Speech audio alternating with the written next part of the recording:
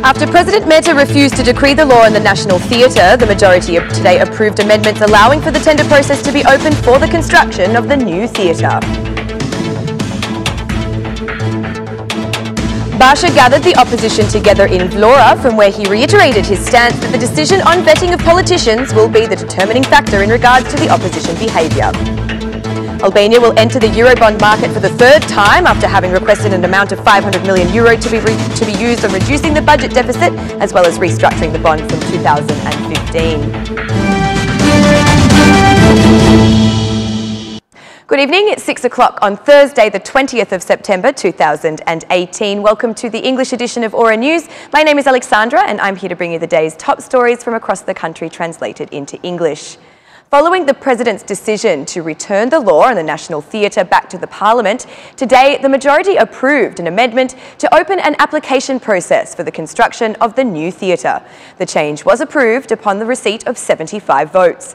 The opposition chose to boycott the parliamentary session. In their absence, Prime Minister Edi Rama took the opportunity to declare their hypocrisy on the basis that during the Democratic Party's governing turn, they attempted to privatise the Metropole Theatre.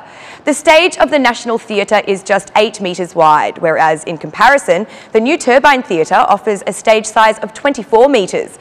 Even if we believed the impossibility that the theatre could be restored, despite it being unnecessary and impossible, we would have a substandard stage space for modern performances. Albanians must understand that this is a piece of public property that has been turned into a ruin and that does not offer anything to anyone in the city.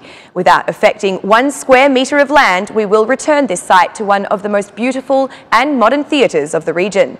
Those who held the Metropole Theatre in their hand wanted to estrange it from the public. Florian Mima, who was the Minister of Economy at the time, sent a letter on behalf of the MP, Astrid Veliaj, who was at that time the Mayor of Tirana, Lulzim Basha. The letter requested permission for the privatisation of the Metropole Theatre. At the time, this was the only asset the municipality of Tirana had that could be sold off, and they wanted to do so with the intention of building shops and apartments. Of course, this was the exclusive domain of the Democratic Party, and it is absolutely a legitimate right of Florian Mima and Basha to have the last word. But in the case before us now, this is an example that should be presented to them in the debate, said Edi Rama. In response to these statements, the Democratic Party leader Lulzim Basha declared on Facebook that despite whatever the Prime Minister says, at the end of the day, the Metropole Theatre remains where it has always been. The boss of thieves seeks unnecessary documents in a desperate attempt to prove his point. The Metropole Theatre is there just as it always has been. Rama has already destroyed all the cinemas, such as the 17 November Cinema, Republican Cinema, Partizan Cinema and Ali Demi Cinema, all destroyed so that Rama could build apartments, explained Lulzim Basha.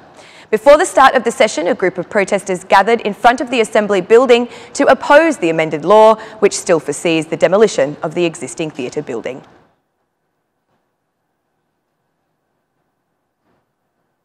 Today, the Democratic Party focused its attention many kilometres away from where the Parliament was meeting, instead holding their own meeting in Vlora.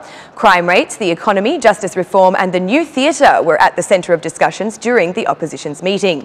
Lulzim Basha reiterated his position that there will be no faith in institutions or political leaders if the proposal for political vetting is not accepted by the state. Should this not be approved at this final stage, it will become the responsibility of the citizens to reclaim their futures, he said. Basha offered no comment on the proceedings in Parliament, which mainly focused on the General Prosecutor, Arta Marcu, who was presenting the annual report advising of the performance of the General Prosecutor's Office. The Socialist Movement for Integration leader, Monika Kuramadi, also warned of strong oppositional, raising the possibility of protests. Vanjel Dule was not sitting at the opposition table. However, the Justice and Integration Party and Unity chairman, Shpetim Edrizi, was present. Edrizi stressed that the time has come for the opposition to give the people a chance to truly establish the rule of law.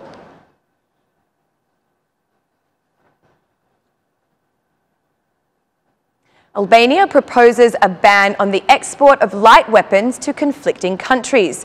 During the meeting of the Coordinating Group on Trafficking of Illegal Arms in the Western Balkans, Foreign Minister Ditmir Bushati underlined the importance of a common strategy in this battle. We believe there is a combination of factors leading to the misuse, trafficking and illegal transfer of weapons. All our countries strictly forbid the export of light weapons to conflict countries and unify the positions and the legislative base, said Ditmir Bushati. When it came to his speech, the Interior Minister, Fatmir Jafaj, brought to attention the tragedy which occurred in Albania in 1997. According to him, the distribution of weapons to the citizens significantly impacted the increase in crime rates across the country. The 1997 tragedy has produced and continues to produce disasters involving human losses and contributes to the development of the arms trafficking market even from our country. We had, on average, 119 armed killings and a further 167 serious injuries in the span of a year. From 2014 to 2017, these indicators dropped to 69 murders and 136 injuries, added Fatmir Jafaj.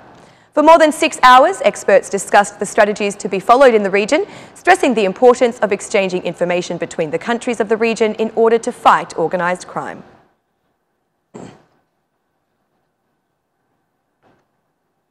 7 people were arrested and 2 others declared wanted, among them former executives, doctors and nurses of Shkodra Hospital, after being charged with abuse of medicinal bidding. After a 2-month investigation by Shkodra's prosecution, police have executed the security measures of imprisonment and suspension from duty for Dr. Proparim Chela, renowned surgeon Luan Dragusha, a pharmacist Carmen Katsulini and nurse Renato Kepi. Edi Smiley and Durata Uruchi were declared wanted, while 3 members of the Commission for Receiving Medications, Amanda Matlia, Juliana Juri and Albana Mehmetai, were also left under house arrest. Despite bearing the responsibility to ensure accuracy of medications ordered, the group have been found to have been requesting large amounts of medicinal stock, way in excess of that which was required. The prosecutor's office determined that in 2016, the order of medicinal stock exceeded even the capacity of the hospital. During this time period, the hospital has performed only 3 surgeries. Based on this, the hospital's warehouse should be overstocked with enough supplies for 2016, 2017 and many years beyond. From the verifications carried out, it resulted that for 2016, 6 contracts for purchase of medications and materials to the value of nearly 34.5 million lek were issued for the maintenance of purchased materials. After the Ministry of Health accepted the application, the tender process for the medical materials began.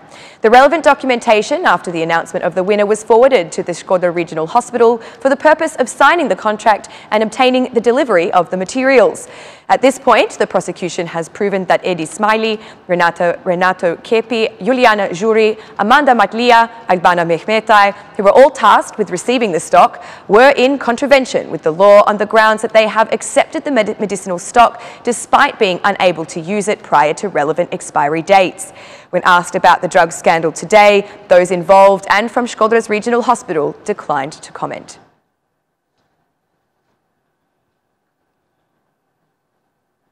By order of the Ministry of Health, a special task force has been assigned to conduct checks on pharmacies to ensure the conditions and processes involving the marketing of pharmaceuticals are being observed.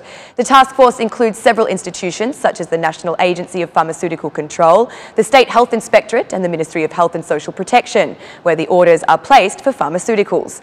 Moreover, Minister Manastir Liu has ordered the inspection of the conditions by which pharmaceuticals are stored, relevant security stamps, sanitary conditions within pharmacies and the issuance of non-prescription medications.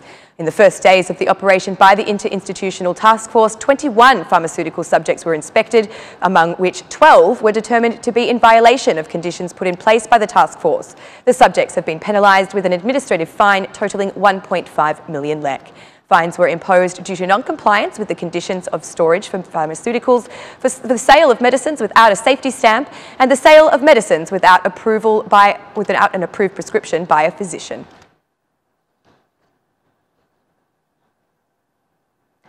For the 3rd time, the Albanian government has issued a request to the international market for the receipt of Eurobond loans to the amount of 500 million euros. This is the 3rd time such a request has been issued after the first instance in 2010 was repeated in 2015. The loan from 2015 is currently still active. The funds are being requested in order to reduce the budget deficit as well as to reconsolidate the terms for the active Eurobond, which was issued in 2015.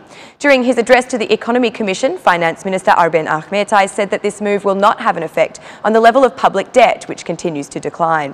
The loan has been requested for a 7-year term. According to Minister Ahmetaj, some international banks have already responded to the request and submitted their offers for assessment. The first time such a loan was taken out from the international markets in 2010, it was to the value of 300 million euros. The second in 2015 was for an amount of 450 million euros, and now in 2018, 500 million euros are being sought by the Albanian government. And that's the news across the country today. Thank you for watching our English edition this evening, and be sure to join me again every Monday to Saturday at 6 p.m. for the latest news from Albania. Once again, on behalf of Aura News, thank you and good night.